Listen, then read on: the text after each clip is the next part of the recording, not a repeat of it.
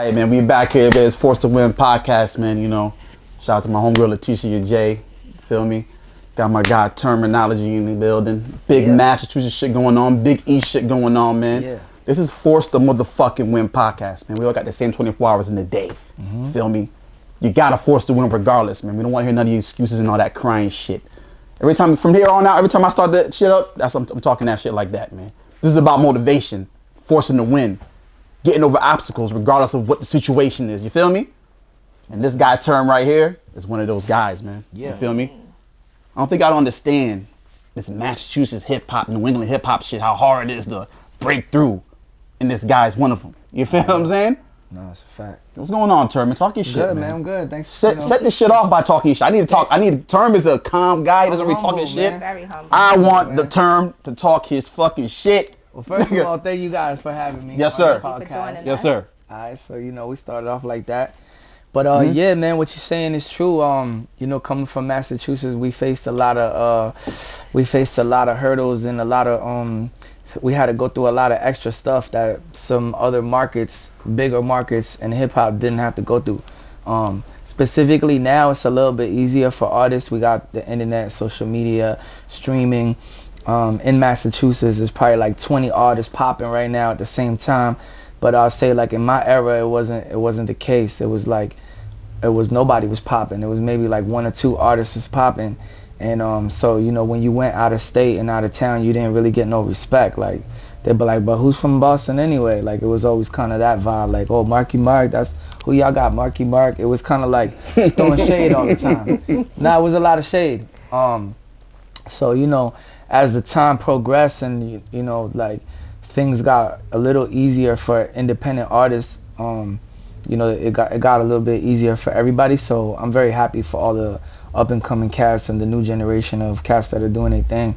But people like me, Static Selector, Rex, like our era, we had it like really hard, bro. Like, we had to press up our own vinyl, our own CD. There was no MP3s, there was no social media. Guerrilla market at its finest. You couldn't DM somebody and be like, what's up, come on my show. Like, you had to literally drive to the place, wait outside, hope they give you the time of day, and force the win. Force the win. So shit, when it comes to creating wins by, like, just putting your boots on the ground, man, that's what I do. You know what I'm saying? So fitting that you have me on your show.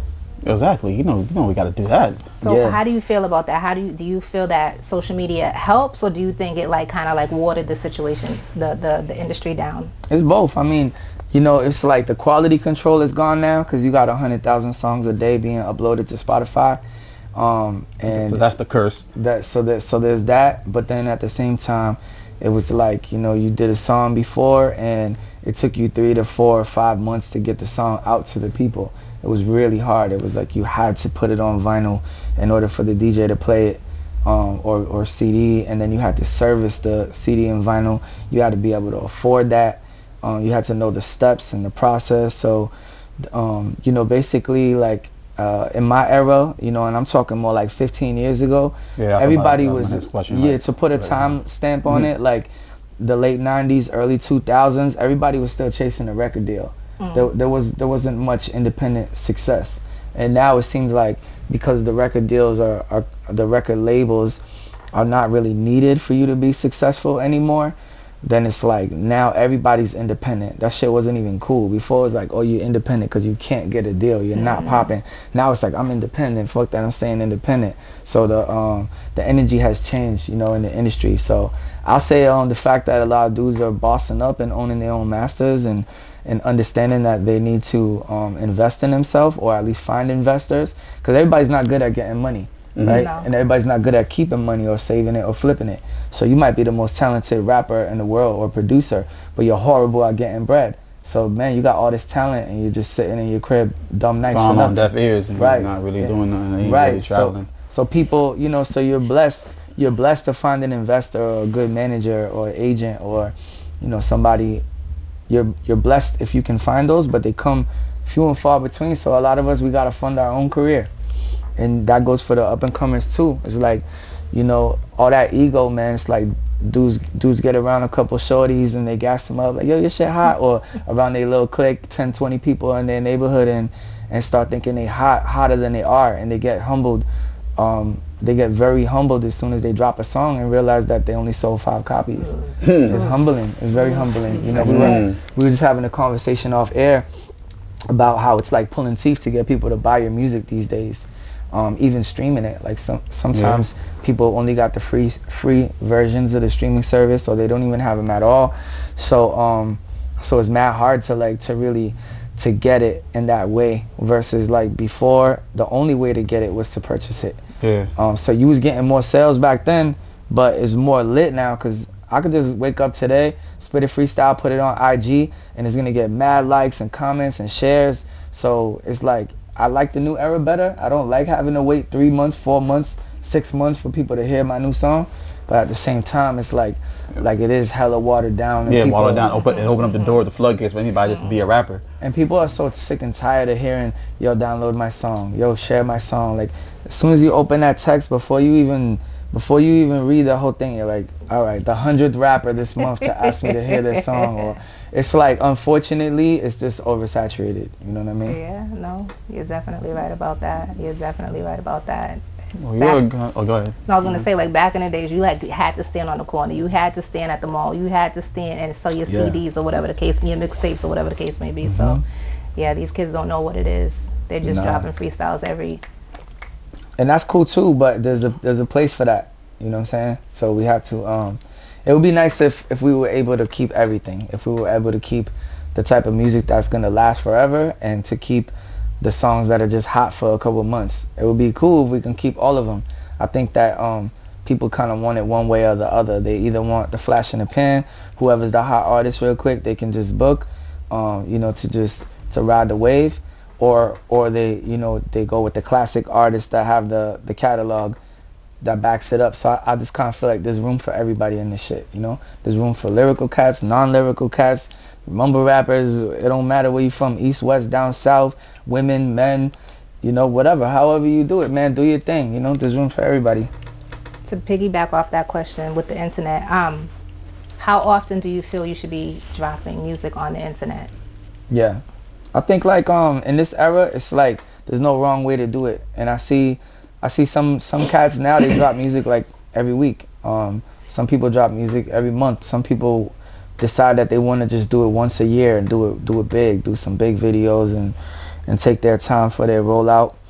But there really is no right way to do it, man. I think it's just the main key now is trying to build yourself a fan base of people that will actually interact with you, people that will actually leave those comments on your social media, will actually show up to your show, buy a ticket. That shit is hard. It's easy to get somebody to like a post, but to get them to pull up and pay that $20, woof. Even though motherfuckers throw $20 around all day, every day on bullshit and never think twice. But most people to do it. As soon as you ask somebody to pay that $20 at the door, it's like, oh man, I gotta pay. I don't want to go now. So that's where building a real fan base comes in and into play, and that shit is not easy, especially for independent artists. Major artists, the major artists, they kind of had it easy because all that marketing behind it already, so they can go independent after and all that. Right. But coming out independent straight out is like, it's kind of that's why hard. You see people like Lloyd Banks mad successful, because it was like already millions of dollars spent on him when he was on a major label.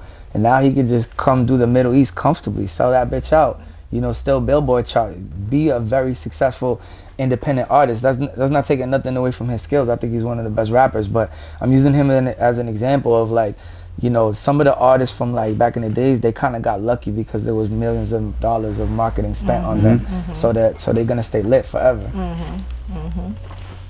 So what do you think about an artist like Tech Nine? He never had, so Tech Nine came out, he never had major backing per se, right? I'm talking about a dude from Kansas, Tech Nine. You know what I'm saying? So, what was like his form? Did you learn anything from what he did? Because he was very successful being a independent artist, like multi-million. He was on the Forbes. He the blueprint to it. What did he do exactly? Like, it's coming from Kansas. Yeah. You got something called Strange Music. Yeah.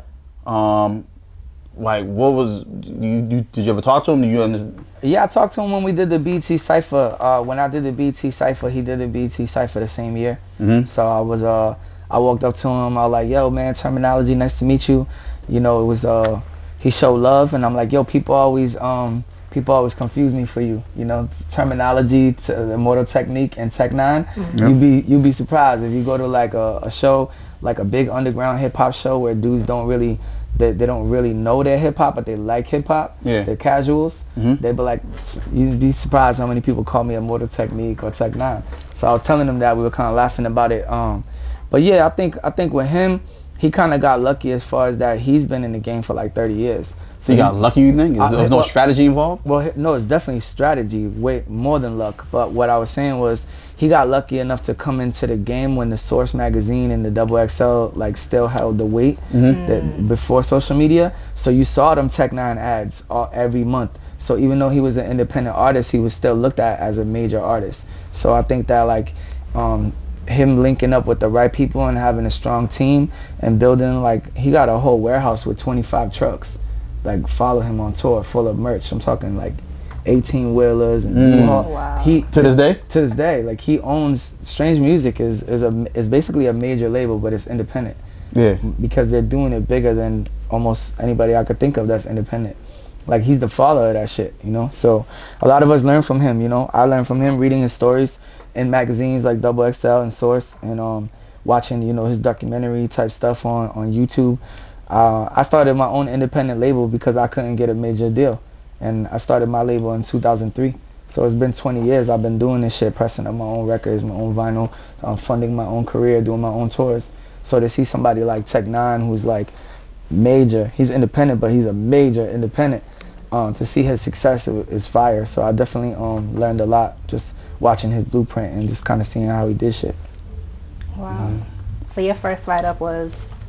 My first like magazine write-up, or my first vinyl? Your first vinyl and magazine write-up. Both of them came in 2002. I pressed up my first vinyl in 2001, and it was released on January 3rd, 2002.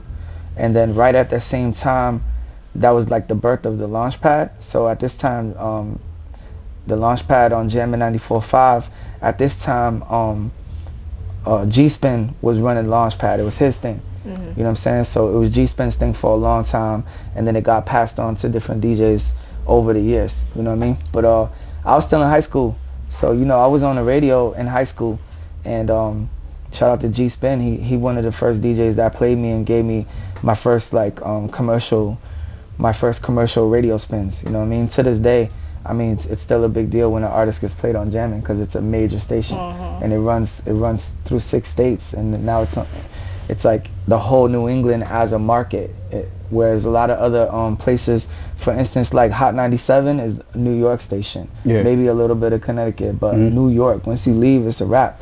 Whereas like Jammin' runs through the whole New England, and now it's on iHeartRadio, so it's international.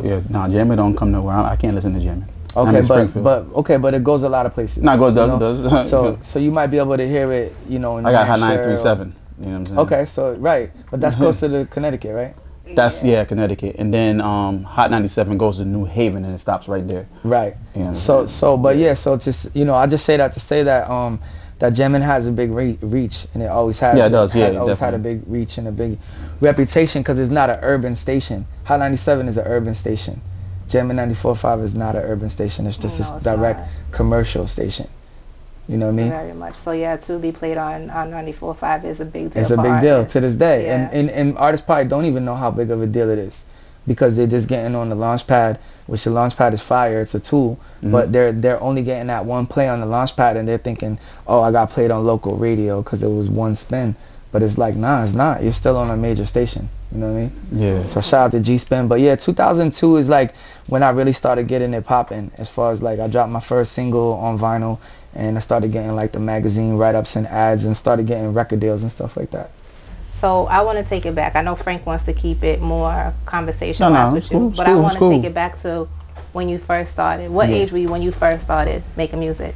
Well, like rapping, I started at 9 years old. There was like people used to rap in my building. My mom's boyfriend used to rap, and all his friends used to rap and stuff like that. But they were really hustlers, but you know, they rap just because they knew how to rap and they love hip hop. So I would see it in the crib. They'd just be all at the kitchen table playing dice, doing whatever they do, and they'd be busting freestyle. So, you know, just kind of watching them growing up in my household, watching people rap, it was like I started copying their flows and emulating their flows until I wrote my first rhyme. And I had that same rhyme from when I was like 9 to like 12. And then it just started getting like kind of played out. Spitting the same rhyme at every party. Like, all right, what else you got? So then I had like a little karaoke machine with a little tape, and I used to play instrumentals on a different boombox and have the instrumental going off one tape and me rapping on the mic on the other tape and make my own tapes to hear me freestyling. So then it started going like that. And then when I was 14, I actually started booking real studio time and going to the studio, and making demos. And then it was like I took it that serious after that, probably from like 14, 15, I took it that serious. And you could even go on my gram and see pictures of me like 15, 16 already rapping, doing battles and making demos and shit like that. So yeah, I always took it like serious ever since I really got into it. It's been like the love of my life, and I always knew I didn't want to do nothing else except make music. So professionally, really, it was like once I got my first record deal, I was in senior year in high school. Oh, so break that down. What was your first record deal about? Like, who would you sign to? Like, how did that? Yeah. So my first record deal was a local label called Centerfield Records, and they signed me and my man Easy Money. They signed us to a one single deal. It was 3 records. The group was Street, speaking through Raw Epilogue, Ed and Term. And we did good. I mean, we got a lot of shows in Boston. We were opening up for a lot of different artists, bigger artists and stuff like that. And we were battling a lot of people. Biscuit Head Battle and Super Bowl Battle. These are like the shit that was popping back then in those days. I'm talking 2000, 2001, 2002, 2000, that era. And then I got offered a solo deal with Detonator Records, which I took. And then Easy took Easy took a different solo deal. So we started as a group and then we went solo because we both got offered a separate deal. So the deal he was offered was more like they were trying to make hits with him. They were trying to make him go that route, like commercial. Yeah. And he was with it, because Easy always dreamed big. He always saw it like he wanted to make big hits. You know what I'm saying? Mm-hmm. And with me, I was like, I wanted to rap more like underground shit. And so Detonator just seemed like a better home for me. And then after that, it just spiraled. Like after that, it just got lit. Those couple records came out. It was cool. We did some tours, some shows, a couple vinyl. And then we were left with no deal. We were both left with no real deal. So I just created ST Records. And I made my own shit. I recorded my first mixtape. It was 22 songs. And I put it out in 2003. And it's been lit. I done dropped albums and mixtapes every year since then on my own label. How many would you say? I got 50 now. 50? Yeah.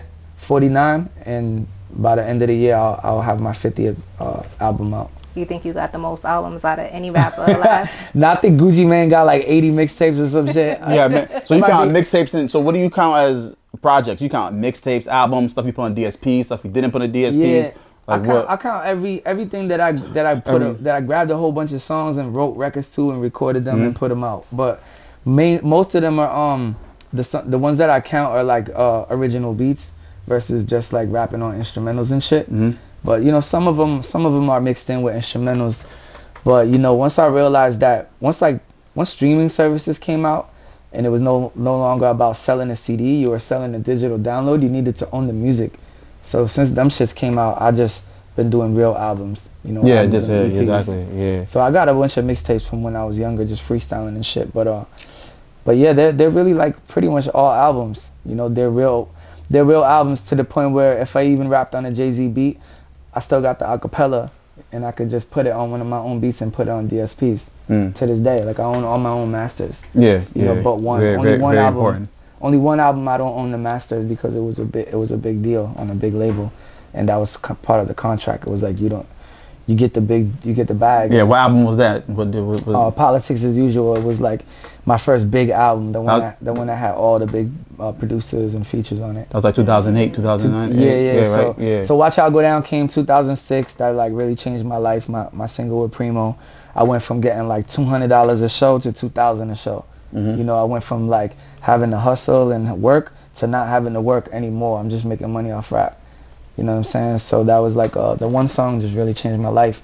And then The next year was so amazing, and I got Unsigned Hype in The Source. I got Show Improving the Double XL. These were all like pivotal moments in my life that just kind of leveled me up into the music industry. Mind you, no social media yet at this time. Yeah. So the only way for people to know when did dude is MySpace come out? That was like 2006, 2007. Yeah, it was like 05, 06. I was lit on MySpace. I had a million followers. Yeah, I had a million followers. I mean, shout out to who's he? Tom? What's his name? Yeah, Tom. Shout out to Tom. What was your theme song? I had changed it every time I put out a new song.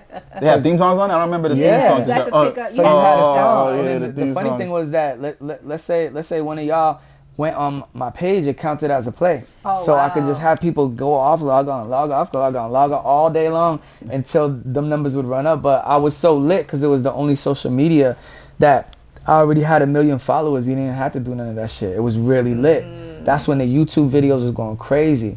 There was no Google ads. No Google ads, no monetization really. None of that. YouTube was, I remember was YouTube. Just like, Yep. It came out and people were excited. So I'll put a video on YouTube and that should get 100,000 views. But there was easy. Nothing. Now it's like, dog, you could put out a video and it's like it might take a while to climb. So yeah. You know what I mean? Organically, it might take a while. You gotta hit that. You gotta hit that wave. You know what I'm saying? So how did you meet up with Static, man? Bring it back to that. Yeah, Static and I both were doing our thing at the same time, like around 16 years old. He was DJing a lot of clubs and parties and house parties, and I was running around rapping, doing mixtapes and stuff. So we just started hanging out. Our love for buying records and doing ciphers and rapping, DJ MC combination, like our love for hip hop is what put us together. That's the essence right there, the DJ and MC combination. And you stuck to that. And then we became real good friends. Like he would come over the crib. I'm talking we were like 16, 17. Like y'all both so y'all around the same age basically. Yeah, we're the same age. We were actually born both in 1982 and we were both born in Lawrence General Hospital. Oh wow. So it was like meant to be, Who's older? You older? Nah, he's a little older than me. He's like 8 months older than me or something. You got a birthday coming up. Yeah. Happy birthday. Thank you. Yeah, I think he's like 9 months older than me. So okay. So yeah, it's crazy, man, cause like once we decided to make a group, he was like, yo, we should call our group 1982 since we were both born in the same year in the same hospital. I'm like, yo, that's fire. So then that's how 1982 the group was born. You know what I'm saying? Oh, okay. Yeah, he came up with that name and shit. Now we got 3 projects out. We got the classic record with Mac Miller. You know what I'm saying? 82, 92. Rest in peace to Max. So yeah, we've done some great shit, man. Me and Static, that not only is he one of my best friends and one of my oldest friends in the music industry shit, and a friend in real life. I show love to his mom and his kids and same. Y'all came up together though. Both of y'all was not on, but then y'all came together. Yeah, we wasn't on at all. And y'all came together and so and y'all still cool to this day. Oh, that's my dog. That's amazing. Yeah, I'm on my way to New York tomorrow to link with him and do show off radio. So y'all definitely forced to win, because you know how this industry, man. People you start off with, it's not people you end with. No, we forced to win to the max because together. We were 2 kids from Mass. And from 2 parts of Mass that wasn't popping too. What part was he from? So he lived in Lawrence till he was 10. 2 parts of Lawrence, you're saying? Yeah, no, just he lived in Lawrence till he was 10. Then he moved to New Hampshire. Okay. I'm saying where he's from, there's nothing popping, and then where I'm from, it's barely nothing popping. So just to get love in Boston, we had to go put in years of work and prove ourselves. Then we both moved to New York. Then we had to put in years of work over there to get respected over there. So we forced to win like a motherfucker. Like we held the whole state on our back for wild years. I'm talking about the only thing popping was a magazine, and when you opened it, nobody was in it from Mass. We was the Source and the XXL. We was the only ones in it. You might see Slain here and there, or maybe like Smoke Boja or Benzino. It was a couple other cats that was getting love. He ran the magazine. Right, but besides that, dog, it was like, trust me, there was years and years where it was just us. That's what I'm saying. Forced to win. Talk that shit. Yeah, you but was now, the guy. You was one of the guys. Oh, it's people don't know. Man, I want to make this shit clear to the fucking people. It's a proven fact, bro. It's like you can go back and look at the timeline. And so I think that is really cool now that there's a whole bunch of rappers popping, like Joyner Lucas and Bia and Token and Millies and Cousin Stiz and whoever else. There's so many rappers that are popping. Doing and I love that shit because in my day, we didn't have that. It was just me, right, Dolo. Right. And they're like, give it up for Termanology from Boston, and everybody just looking. Crazy.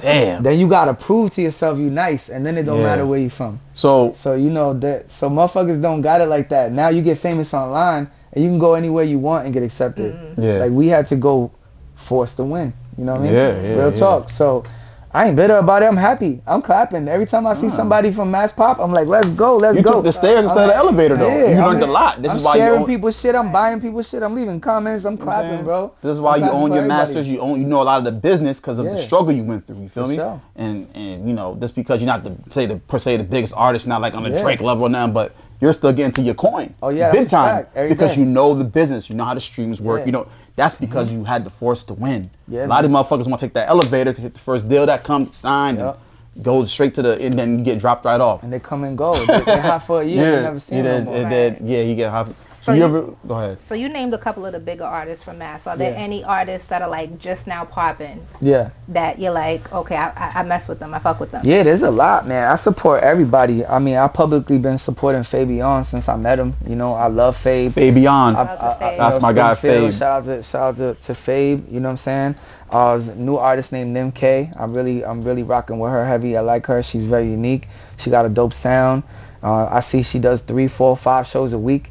Every week. Those are the kind of artists that I like to align myself with. People that's gonna work just as hard as me. You know, if I don't work hard, you work. I work hard. So if you're not, and I'm already paid. You know, just to be honest, I'm already good. Like I own multiple companies. I make money every single day, even when I'm sleeping. I'm selling sneakers. I'm selling hats. I'm selling baseball cards. I'm selling motherfucking records. The hustle. I'm on the radio. I'm signed to Monster Energy. Like I got a lot of shit going for myself. So when I see an artist that's not even close to where I'm at and they don't want to work, it turns me off right away. As you should. No. You're not even gonna match my hustle. You need to be working. You need to be working hard just to get where I'm at. And I'm trying to get where Drake's at or where whoever's at. The next CEO of a company, like, I'm trying to get it popping more. So I only want to align myself with people that work hard.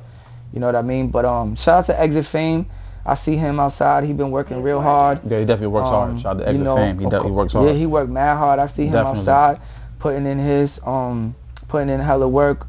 I like the Body Rock kid. I like Body Rock. He working hard. He's definitely. There's a lot of people I could name. Of course, my own squad, Easy Money, the whole ST. Those guys work really hard too. That I and all them.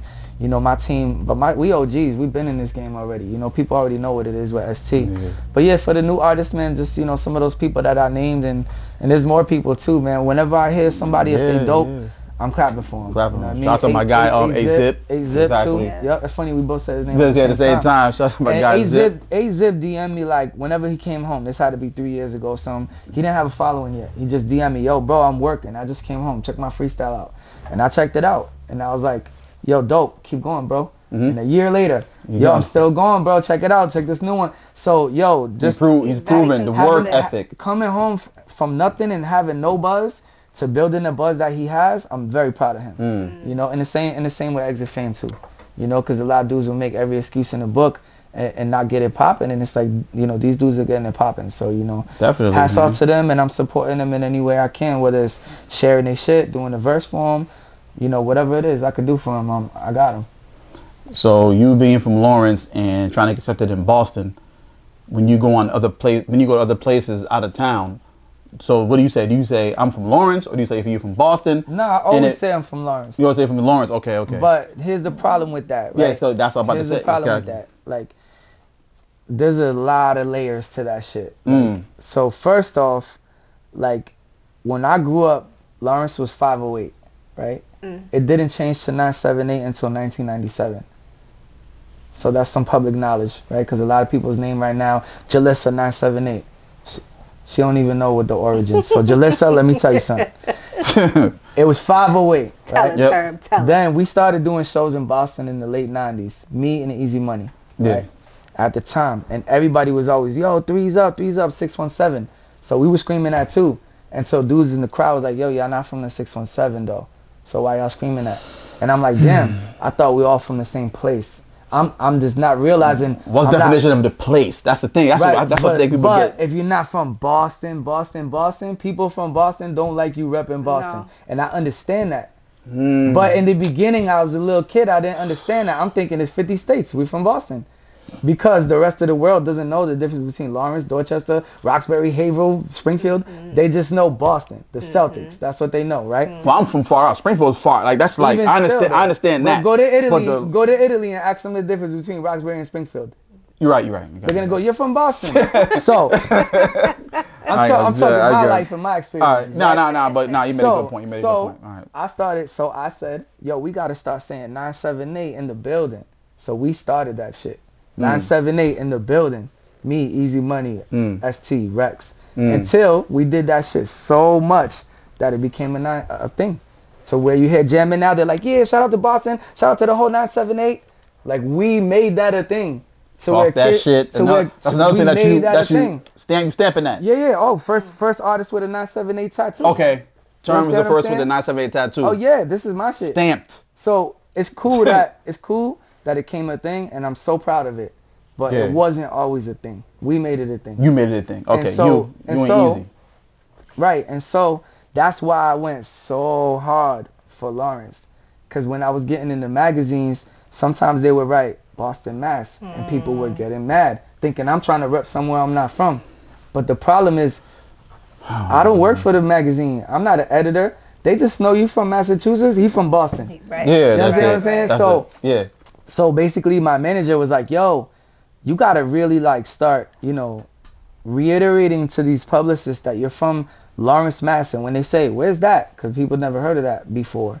Where's that? What's that about? Then I had to start explaining. Okay, 20 minutes, 25 minutes from Boston, predominantly Latino city, poor city, one of the poorest cities in Mass, I had to break down what it was about in the press. And I did that shit for 20 years. To the point where Lawrence is known now. You could go all around. I put that shit on the BET Cypher. I put that shit in 100 magazines, a million songs, to the point where it's just like, now people know Lawrence and respect it. You know what I'm saying? Respect it for at least knowing that there's some hip hop from there. Yeah. You know what I'm saying? So yeah, I mean, but when I go to fucking Sweden and they got a Boston hat on and they're like, Termanology, I'm like, hell yeah. I rep Boston too. Yeah. But when you ask me where I'm from, you know what I'm saying? I was born in Lawrence and I grew up in Lawrence and I also lived in Haverhill for a lot of my life too, which is why I tatted both cities on my arm, because I wanted to rep both. Haverhill, so that's next to So Haverhill is right next to Lawrence. So my dad lived in Lawrence and my mom lived in Haverhill when we got older.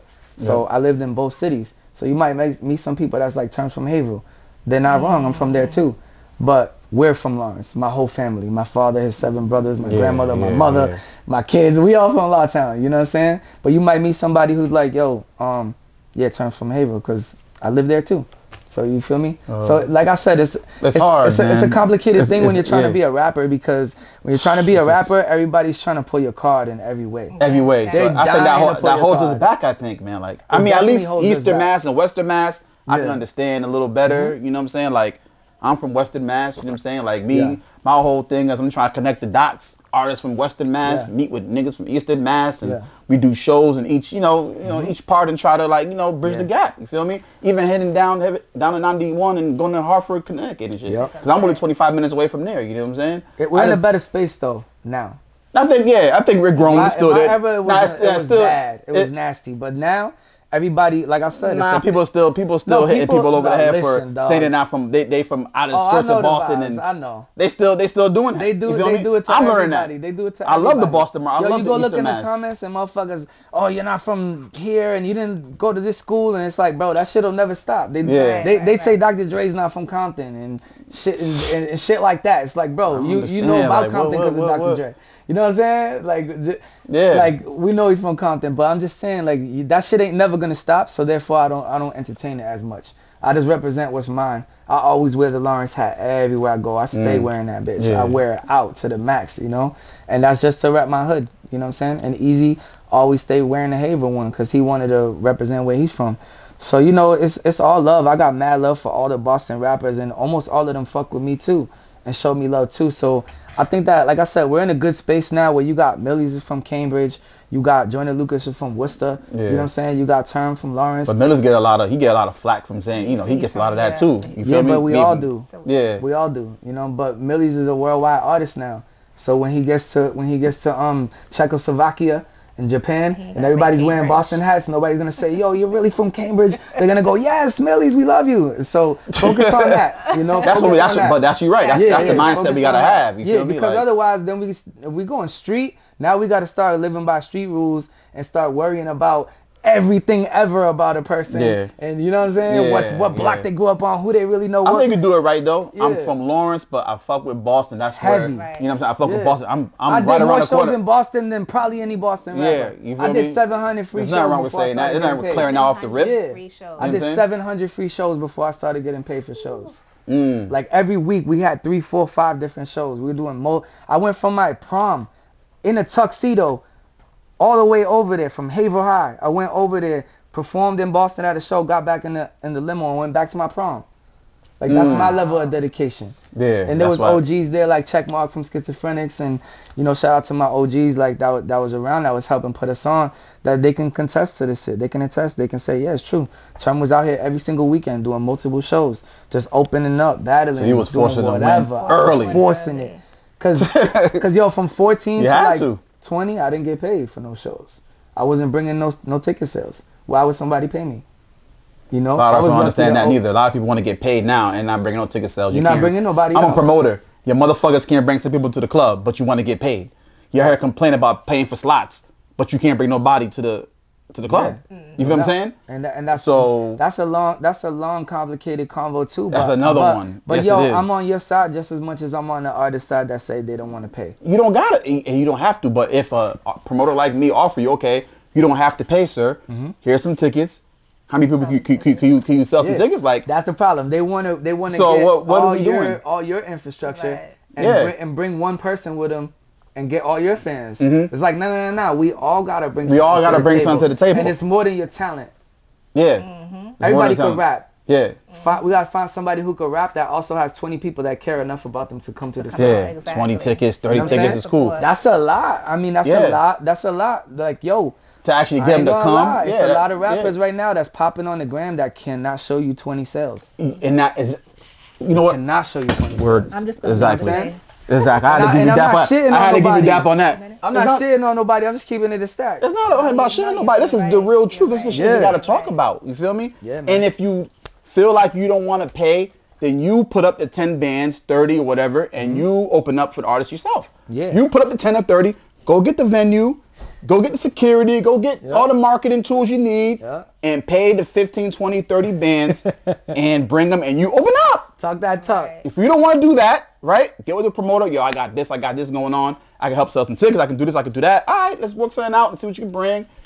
Either, you know, it goes both ways, man. It's the ego, man. A lot of times, right? Dudes is not popping, and they already got an ego, and that's whack. That's their boys around in their ear, you know, just telling them, you know, it's all about the circle you keep, man. People ain't telling you the truth. Yeah, you're hot. I love your music. I keep it real with my friends. I do. I keep it real. I'm like, yo, like you're not that popping, so you're gonna have to do these things. You know what I'm saying? Until you get popping, then you. How many shows you did? Say that again. I did like 700 shows before I got paid. I'm talking about from like 14 to like 2021. I didn't really start getting paid for shows until Watch How I Go Down came out, 2006. You know what I mean? I put out my first vinyl in 01. So I mean, I might have been getting $50, $75 sometimes, like stuff like that. But I mean, I wasn't getting no guap. Gas money, basically. Right, I wasn't paying barely. You still got to go get a haircut, get a fit. I'm paying, you know what I'm saying? Like I invested so much money into the Termanology brand before I even popped off. That's what helped me get the deal. It wasn't no luck, like it fell out the sky, you know. I invested hundreds of G's into my name until a label was like, okay, I'm gonna match that here. Here's 100 for you. You know, here's 100 more we'll invest into you because we see that you've already invested 50. Or we see that you've already invested 100. Motherfuckers just getting investors without investing in themselves, that shit is a fairy tale, bro. You very lucky if you can find somebody to invest in you. It's like 1 in a million if you're not willing to invest in yourself, you know what I mean? Do you feel like the Massachusetts, the Boston and the Crab syndrome is still a thing? I think it'll always be a thing because that's just kind of like just New England. We're known as Massholes, right? So it's like it is what it is. Like people just mad as fuck over here. Like you could go to some other states and cities and people wake up, say hi, how you doing? Hi neighbor, you know what I'm saying? Hold the door for you and not cut you off and beep at you all crazy.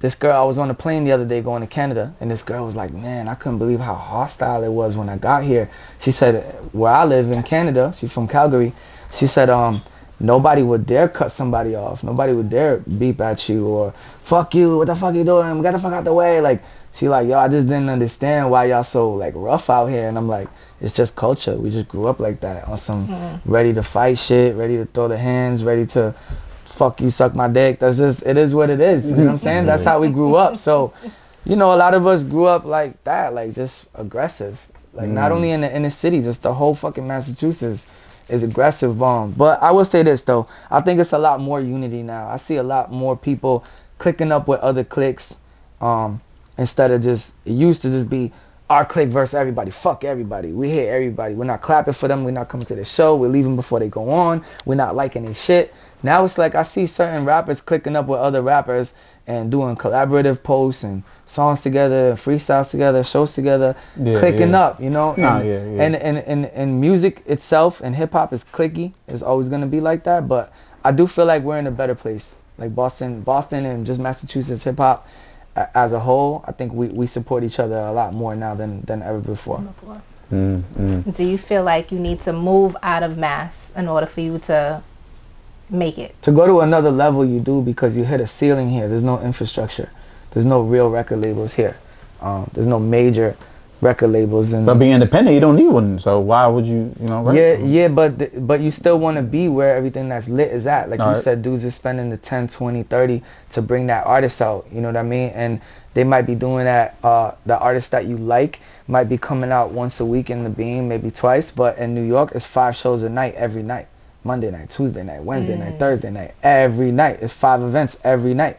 And Def Jam is throwing one, and Inscope is throwing one, and you know what I'm saying? The underground dudes is throwing one, and there's like strip club is lit, and it's like we don't even have a strip club here.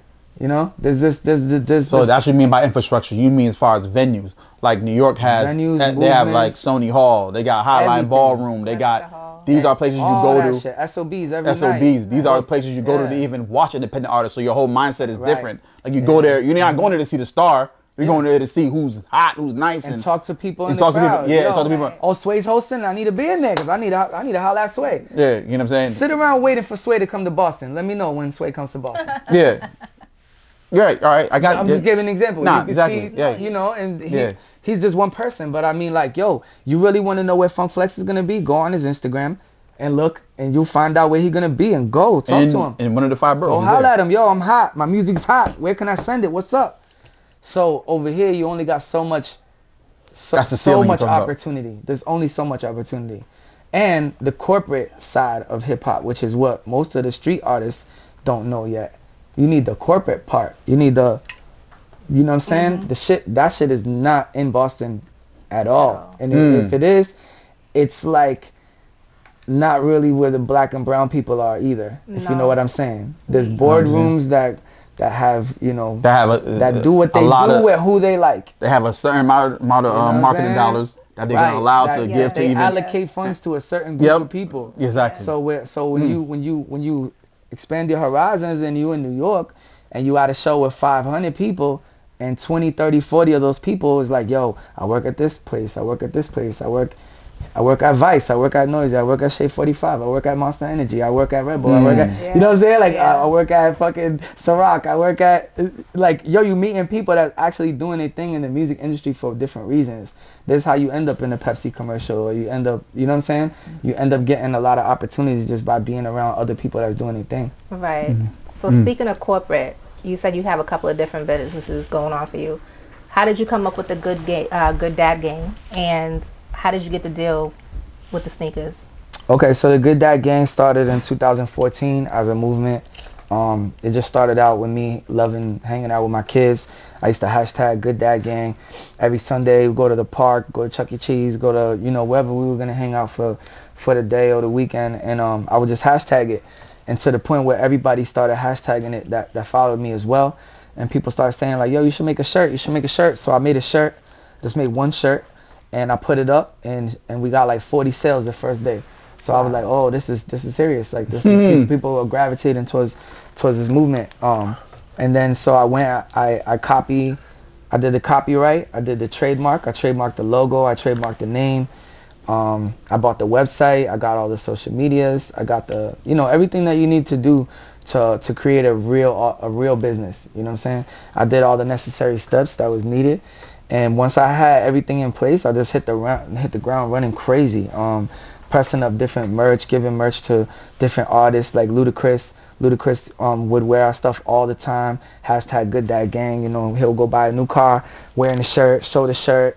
Stuff like that, man. So, those celebrity endorsements really helped a lot with me just being a dude who lived in Lawrence at the time, riding around the hood with just 200 shirts in my backseat and in my trunk, taking it to having my own website, and taking it to where the shirts started popping up in different places, and then the tattoo started. Now we got 100 tattoos. Then tattoo started, then the backpack giveaway started, and those started growing and growing and growing every year. The first year we only had 100 bags, no logo, little drawstring bags. This year we had 1,500 bags, logos on them. The mayor came out, Jammin came out, Pup Dog. We had free food, free entertainment, raffle. We gave away like 3 Oculus,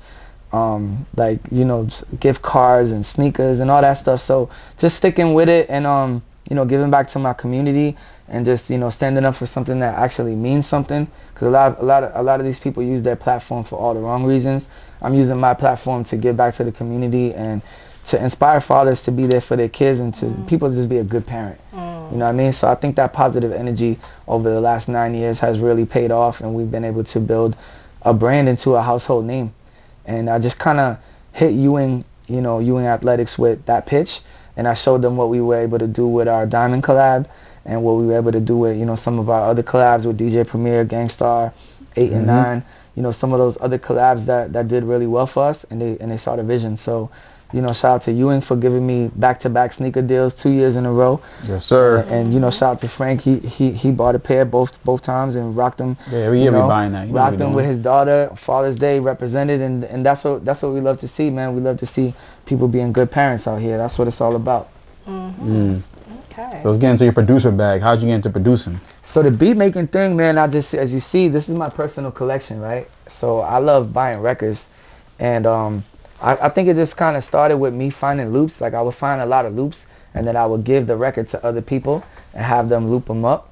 So it was more like a co-production thing. It would be like other people hitting the pads and other people doing stuff. But I was always the one who... I was always finding the record, buying the record, finding the sample, the break, knowing the tempo, everything. And then being like, yo, here, listen, from 1 minute and 11 seconds to 1 minute and 14, it's a little groove right there. That's a 1 bar loop. We just make that loop. Yep, that's all I need right there. No, not like that, like that. All right, bet, I'm gonna rap on it. Bam. So that was like how my production started. And then I started taking classes with my man L5. He was teaching me on the machine. Like, so Mia J's whole album, the R&B one, I actually tapped those out. And then some of the other beats, like my man Melks actually tapped them out, or other people I collaborated with. But, I'm not one of those dudes that need to do every single thing. I don't care. Like, I can make a beat right now with whoever. You know what I'm saying? I'll send Lord Nexus some samples right now. He could chop them up. Whatever. We can produce them together. Exactly. As long as it comes out hot, I don't care. You're a man of many different hats. You do a lot of different shit. So, of course, somebody like you, it don't matter. You're not only a producer. The beat started as fun, though. You know, for me, because I'm more of an MC. As a rapper, I'm a 10 out of 10. As a producer, I'm like a 5 out of 10.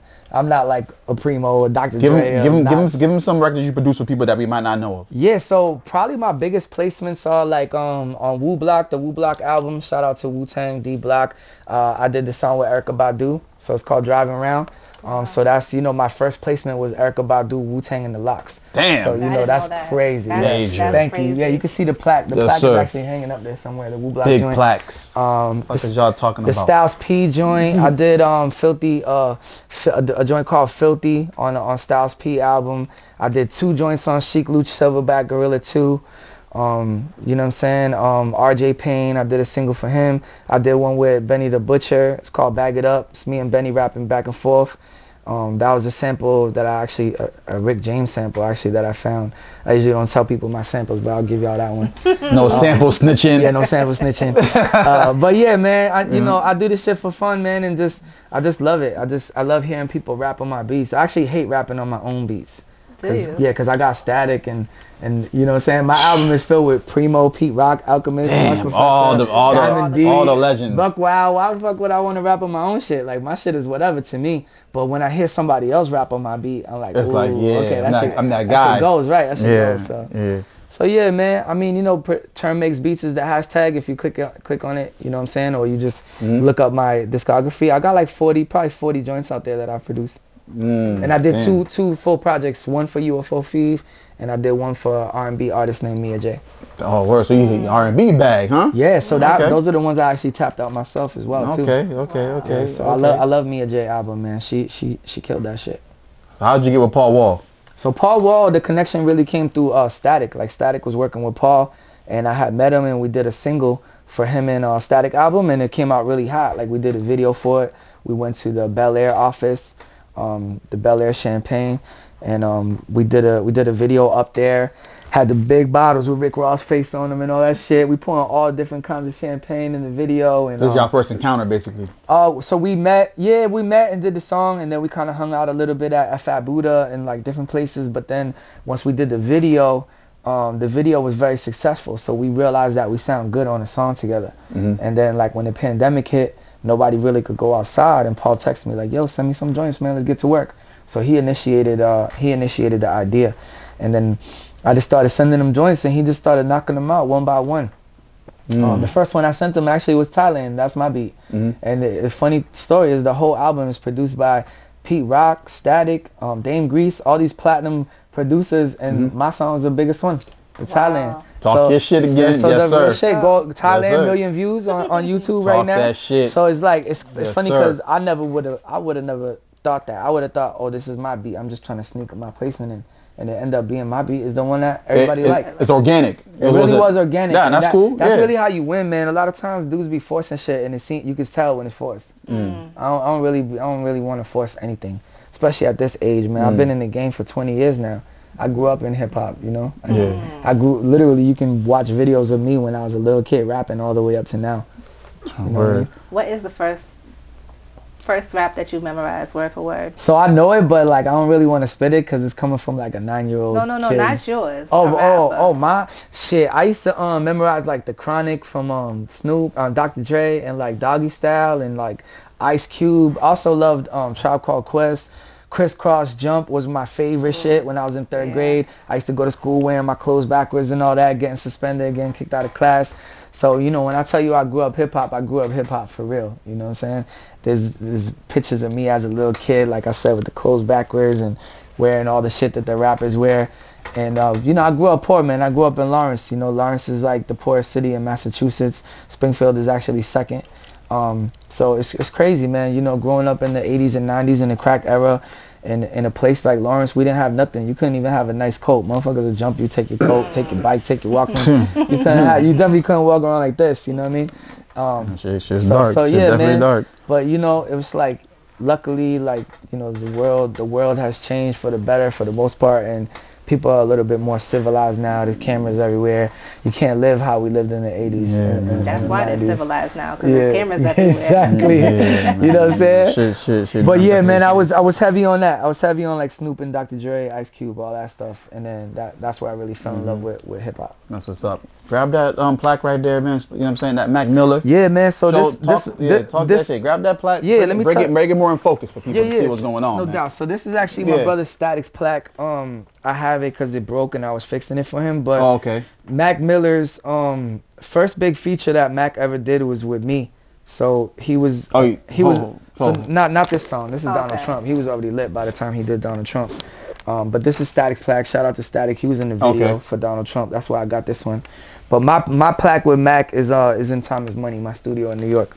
So you know, shout out to Mac. But 82, 92, man, that shit. When we did the record, it was like nobody really had co-signed him in hip hop yet. So are you saying you're the first? I'm the first famous artist that Mac did a song with. Okay. Yeah, me and Talk Wiz. that shit again. He did one with Wiz and me at the same time, like in the same month period. And then he put out, with the same week he dropped Kids, which was his first mixtape. It was the same week we did 82, 92, which is part of the reason why the song is so successful, because people were just starting to learn who Mac was. And then he got this song going back and forth with me, going crazy. on the bars. So, you know, we got like 5 songs with Mac, but that one is the one that was like the hit, you know what I'm saying? It got over 25 million streams just on Spotify. You know, it's hella successful, and people love the song. But I remember that day he told Static, he like, yo, my 2 favorite rappers is Termanology and Big L.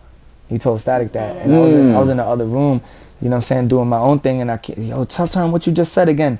And then he repeated it to me, and I just like, damn, that shit made me feel so good, you know, to like, and to be at that level where I was becoming an inspiration to the up and coming artists, cause he was 18, I was 28, which is why the song is called 8292. I like Mac was born in 92, but he rhymed like he from 82. And then, you know, so just the whole connection, man. Mac was a good friend. He was a good dude. We loved him. We supported him. And he went way further than anybody thought he would go. He went into another stratosphere, like a pop artist. Yeah. He was a real hip hop dude. I really love hip hop, man. So, you know, R.I.P. to Mac. Wow. You dropped a lot of gems on us today. So I got 2 last questions for you. Okay. Any advice you would give to up and coming artists right now? Especially from New England. New England, yeah. I love how y'all focus so much on where we're from, because, you know, we need it. We need the help. It's a lot of talented artists out here that need the help. But yeah, I think like one of the main things I'll say is just like, you know, God gave you 2 ears and 1 mouth for a reason, right? Listen more than you talk. You get in these rooms around people, don't be just talking to hear yourself talk. Like, fall back, learn something. You want to be the brokest person in the room, right? You want to get in the room full of people that's doing what you want to do. So, you know, try to get yourself in those rooms. And when it comes to your art, you know, make sure you have a good presentation. Make sure your art look good. Make sure you show up looking like something. You got a haircut. You smell good. You look good. You can't do nothing about your face. That's what your mama gave you. But you could at least show up with a haircut. You know what I'm saying? Put yourself together a little bit. Don't come in looking crazy, man. You know, first impression is everything. So you want to show up, you know, looking like some, and you know, invest in yourself. Just invest. It's always gonna pay off, because you don't want to be older and be like, damn, I wish I would have went a little harder, man. I could have put out more music. I could have done more shows. I could have invested in myself more, in my brand, and, you know, got this feature, that feature, or some stickers, CDs, some vinyl, whatever the case, rap truck or your face on it. You know, whatever, advertisement, publicist, all these things that you need to really compete with artists that are bigger than you. There's so many rappers. Well, like you said earlier, like, you know, you invested in yourself, and the label gave you a deal because they seen what you put in yourself. That's exactly what I'm saying. And match what you put in. If you invest in yourself, other people are going to see it, and they're going to take you serious, because they know you take yourself serious. So, you know, one thing I hate to see is a talented person that refuses to invest in himself. What's the talent? Right. Okay, so I normally ask one question, but I'm going to switch it up, because you're an MC and you're a producer. So who are your top 5 producers? Sheesh. All right, top 5 producers. Damn. Definitely Dr. Dre. That's number 1 for me. DJ Premier, number 2. Probably Alchemist, number 3. Pete Rock, and damn, I gotta go Static Selector, because that's home team. That's my brother. You know what I mean? I gotta go Static. That was easy. You made it seem like you was gonna be over here like, because I could give you a whole nother top 5. I could go Buck Wild, Large Pro, Jay Dilla, Timbaland, Havoc. You know, I could give you a whole other one. And we could just keep it going. But, you know, the main ones that I started buying records was Dr. Dre and Primo, and then everything else came after. You know what I mean? And then Static was just my friend, who was a 16-year-old kid that didn't even make beats, and now he got hit records, and he has a crazy catalog. So how's it rolling? How does it feel like rolling with Static? He's fucking with Nas. He's doing big things. We signed Rock Nation, right? Rock Nation you signed? Yeah, Static was at the. It's funny because Static is the only artist I know that was on Eminem's Shade 45, signed to Rock Nation as a management deal, and then signed as a label to Mass Appeal. He signed to Jay-Z, Nas, and Eminem at the same time. I never heard of anybody doing that. So shout out to my bro Static, bro. You know what I'm saying? Somebody born in Lawtown and made it in this music shit. But I mean, you know, I have to give so much credit to Static. I mean, he put me in so many rooms. Those rooms I'm telling you about, where you the brokest person in the room. He put me in them rooms a million times. He had me sit in the studio, meet him in 2 Chainz. He brought me to Q-Tip's house. He had me on stage with Kanye West. I mean, just different things. Like, you know, there's a video of me on YouTube standing right next to Kanye, and they're like, give it up for Big Sean, give it up for Termanology, give it up for Kanye West, and we standing in the line like this, and I go like that to Kanye, and like this is on YouTube, it's documented shit. So, you know, I gotta give a lot of credit to Static. Big man shit right there. You just gave me the chills just talking It's real. I'm you gotta talk. This is I want you. This is the path. Oh man, listen. Force someone to talk your shit. I know you're a humble guy. I know, but sometimes you gotta. I thought we were trying to help upcoming artists. No, we are helping them. If you want to do another episode, it's not about. No. It's not flexing. It's not flexing.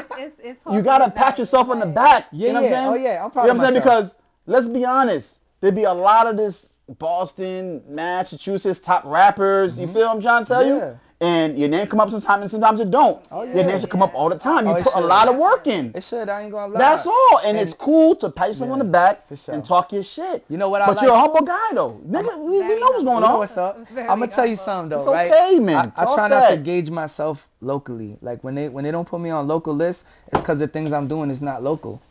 You know what I'm saying? I'm selling 500 pairs of sneakers. Like I'm doing millions of streams. I'm on stage standing next to Kanye West. You can't bring me another Massachusetts artist that can say this. Exactly. So you know, I'm producing records for Erykah Badu. I got Busta Rhymes on my single. Yes, sir. I got 50 albums. That's all I need. I've been to 50 countries. I needed it. You see what I'm saying? So that's all you gotta get. When they don't put me on the local rapper list, I'm not offended. I'm like, it's not a local. I like to say independent, but I'm just saying like. No, but you know there is lists top New England rappers, Boston rappers, and sometimes they leave me off of it. And you're in places. No, and you're right. You're in rooms and you're in places that these people would probably never reach. And that's it. Real talk. So when they watch this, forced to win. Say that to me, and I needed to sit here with you tonight for you to say that because I was getting mad. Like we didn't get named for the podcast. Yeah. Like we're bigger than that. Right. We're bigger. We're talking about the BMAs? No, not even BMAs. We're not. We haven't. We just started, so we're not. She's talking about us as a podcast or us as media. Just getting shouted out. Exactly. That's we're all. Just starting out, and I also do another podcast as well. And because it's out of Rhode Island, we don't get named. Yeah, so, I understand. You know, so it was. I needed what you just said because I knew it, but to hear it from you, it's like okay. Yeah, so I just try to focus on the global. Look at this. Global effect, so imagine if you was the same person like how Term is. You on stage next to Angela Yee. You know what I'm saying? Angela Martinez. You doing shit with them.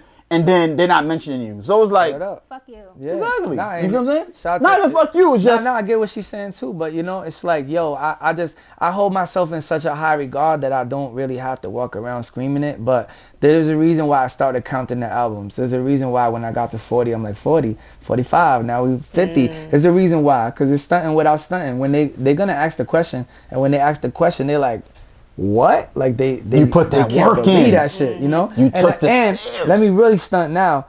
The difference with me and these other cats is it's easy to record 4 songs and put it out and call it a project. That's not what I'm doing. I'm doing this. You're doing vinyls.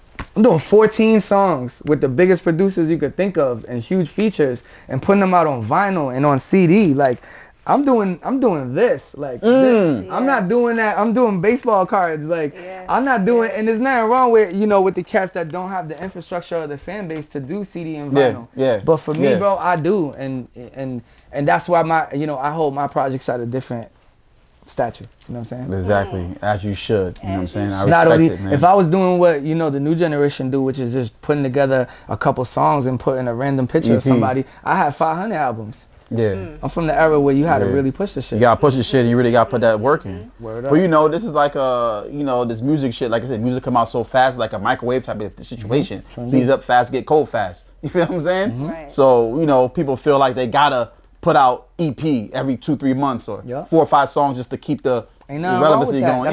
That's what I'm saying. It all depends on what you as an artist, what fits you. You feel what I'm saying? And that's cool. I want people to understand that there's a difference between putting out a major album with 14 songs and CD and vinyl and a press run, 40, or 50, just throwing 49. 4 songs on a DSP. There's a huge difference between those press things. Run, actually a marketing plan. You do this consistently. For sure. Right. Yeah. 50 times though. Yep. Watch what I do next week. All right, so we gonna wrap it up because we gonna wrap it up. We're gonna wrap it up, man. We gotta get home to the kids. So real quick. Yeah. Your daughter's name is. I got 2 daughters, Aaliyah and Reminisce. Those are my babies, my biggest motivation behind Good Dad Gang.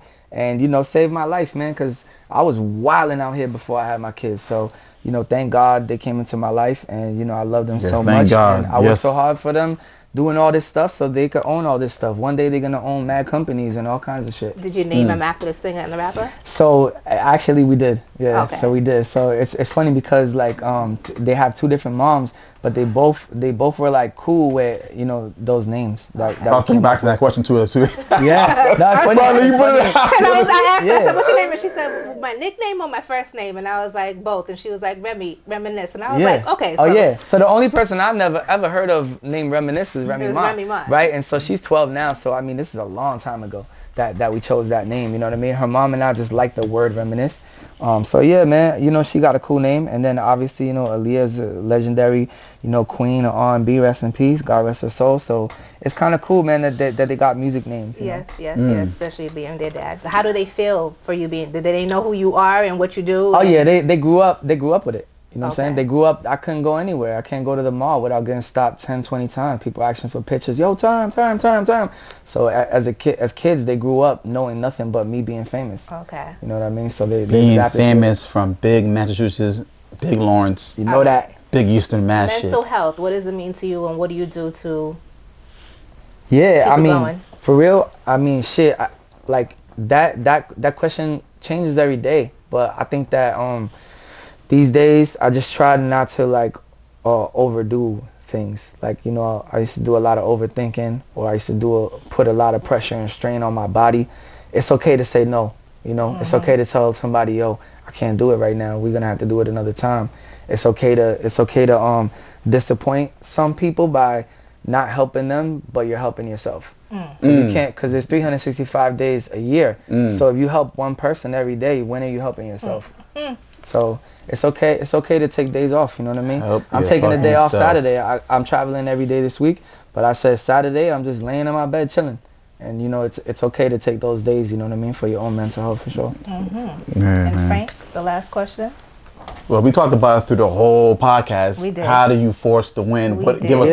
Give us a force to win story, but you gave us a couple already. Yeah. You know, you did. So, you know, I'm gonna leave you off the hook on that one. No doubt, man. You did, man. We was talking that shit the whole time. Just go hard. I'm just glad I got you to talk your shit a little bit. Just go hard, you know what I'm saying? and go hard. And when you think you're going hard, go 10 times harder. And when you finally get to that, you got to go 10 times harder again. And it never stops, bro. I'm on my 50th album. I'm trying to get to 100. The 50th album. It don't stop. It so never imagine stops. what the streams is looking like right there. You know what I'm saying? If you understand how the game works, get the fucking knowledge. You know the vibes. Oh, right. You know what's going on. Term. Thanks for having me, yo. Appreciate you, my G. Great time, man. Great Good conversation. Definitely. Know that. You know it's real. Thank you, too. Thank you so much. Great conversation. You know what I mean? All right, so this is Force to Win Cop podcast. We out. We out, man. Your boy, Friano. Leticia J. Termanology. Same 24 hours. Get off your motherfucking ass and force to win. You know it.